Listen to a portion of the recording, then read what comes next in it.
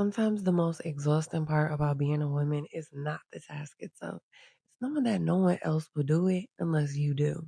And when you're a mother, a survivor, or someone working hard to heal, that weight hits different. Welcome, welcome. This is part two of our conversation on weaponized incompetence, what I call the helplessness trap. It's when someone chooses to be incapable, so you stay overwhelmed. So let's get into it. In the worksheet I created, we define it clearly. Weaponized incompetence is when someone pretends to be bad at a task or plays helpless to avoid responsibility. And deep down, they know someone else will step in to fix it. And it's usually you. You've heard the lines, "You're better at it than me. I just didn't know how to do it right. You should have reminded me." It sounds harmless, but it is not. It is emotional manipulation dressed up as cluelessness. When someone else consistently underperforms so they can avoid effort, that is control and not confusion. So here is what it looks like in real life.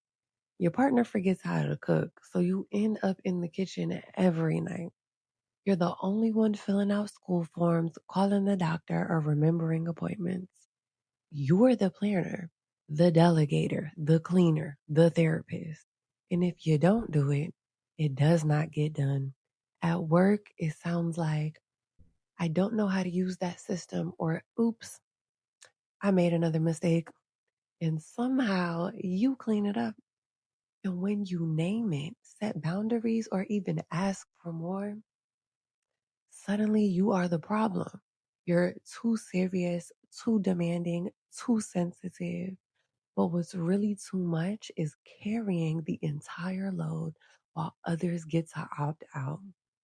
So let's take a moment to reflect on this together. This is from the worksheet. Pause and reflect. Listen to these questions. Notice what comes up in your body. Do you often take over tasks just to get them done right?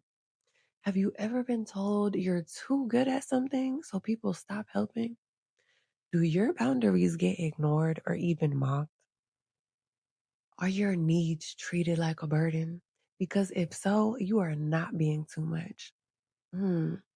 You're just surrounded by people who've gotten too comfortable doing too little. Here's one of the journaling prompts from the worksheet.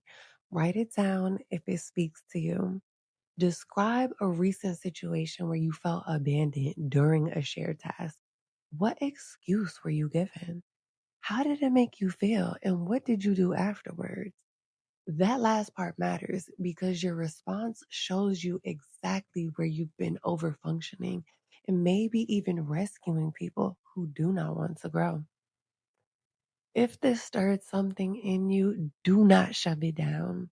That's exactly what they expect.